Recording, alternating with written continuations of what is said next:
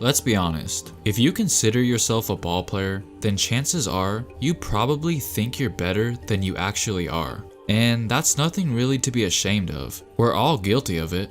In your prime, you said you could beat Michael Jordan one-on-one. Is that just, are you? No, you know it's real too. He's too small.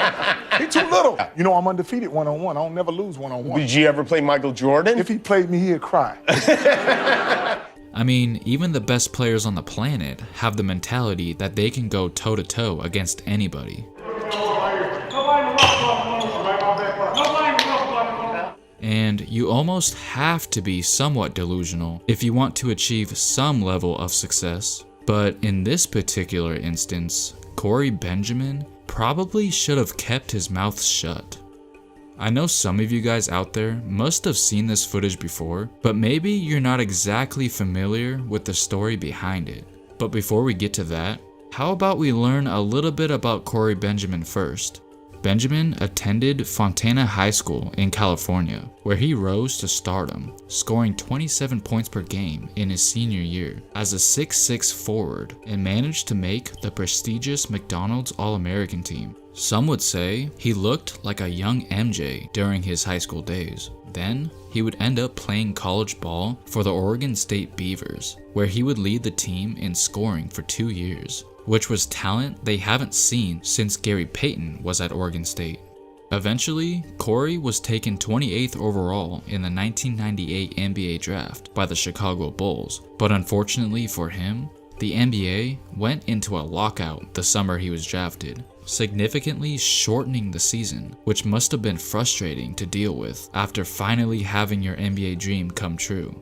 And to make matters worse, it was becoming evidently clear that Michael Jordan was beginning to distance himself from the organization. With all the front office drama, the uncertainty whether Coach Phil Jackson would return to the team, and the rumors that the franchise was considering getting rid of Scottie Pippen, it appeared that Jordan was in no mood to rebuild with the Bulls, ultimately retiring on January 13th, 1999. Which was just 1 week before the lockout ended, leaving the team to fend for themselves, and the post-Jordan era was not getting off to a good start. Chicago only won 13 games their first season without Michael, and unfortunately, Corey Benjamin ran into some ankle injuries, preventing him from seeing the court, hardly even playing his so-called rookie year.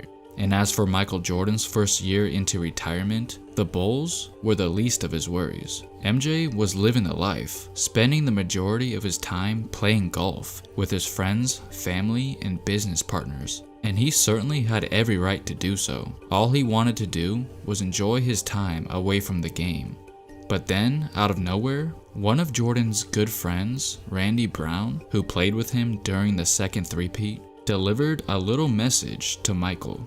It all started when Corey Benjamin and Randy Brown were having a conversation at practice one night, and during their conversation, Benjamin mentioned that he can easily beat MJ one-on-one. And obviously, Jordan's former teammate Brown knew that he had to let Jordan know what Corey said at practice. So eventually, the word got around to the GOAT. And the next thing Corey knew, Jordan was right there, standing right in front of him, ready to accept his challenge, showing that his ultra-competitive nature will never disappear, whether he's retired or not. And if Benjamin had any thought that Father Time caught up to Jordan, he had another thing coming.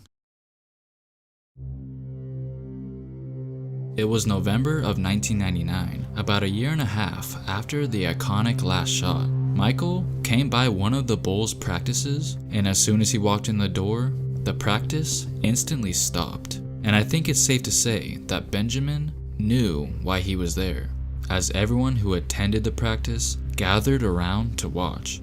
And just like that, Jordan said, "Check ball," and did not waste any time getting down to business.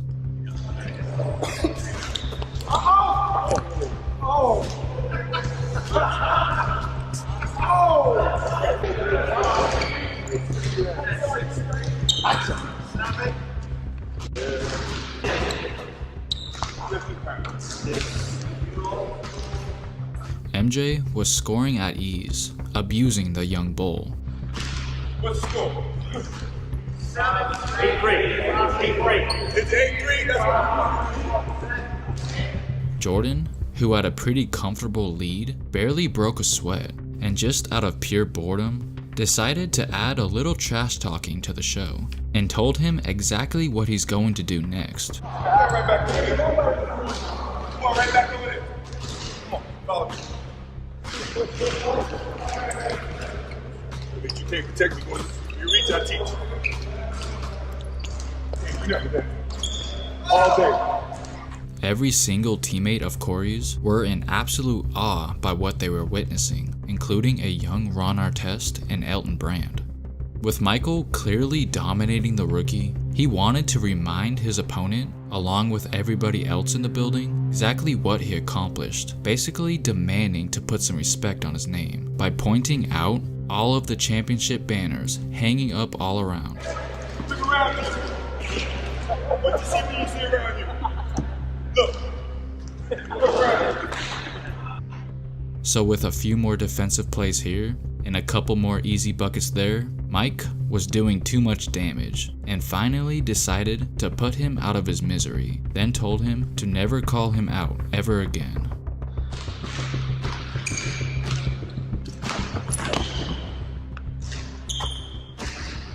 Sit down. Don't call me out every time I see it again. Soon after, the news about this one-on-one game eventually got around to the entire league and media. Kendall Gill, who was playing for the New Jersey Nets at the time, had this to say, quote, "Calling out the devil is one thing, facing him is another." And even Skip Bayless, who at the time was a writer for the Chicago Tribune, took time out to write about this story. Corey Benjamin continuously tried to say that the final score was 11-9, but the people who witnessed the entire thing claimed that it wasn't even close. But at the end of the day, he did accept the fact that he did lose, and said that there's no shame in losing to the best player ever. It limits me. I can't do much, but I mean, I just came out and have a good time. He talked a little trash in Atlanta. I had to come in. It was easy. The good thing about it, he's wore out more than I am. Are you trying to give him a morale boost today? Is that one of the reasons right there? That as well as a lesson. I think I accomplished. What was their reaction when you walked in? They didn't think I was coming. If I come and hang around the game because I still love the game, that doesn't mean I'm coming back. Okay, now I want to know your thoughts about this insane story. Make sure to leave a comment down below, drop a like on this video, and subscribe if you haven't already. Thanks for watching.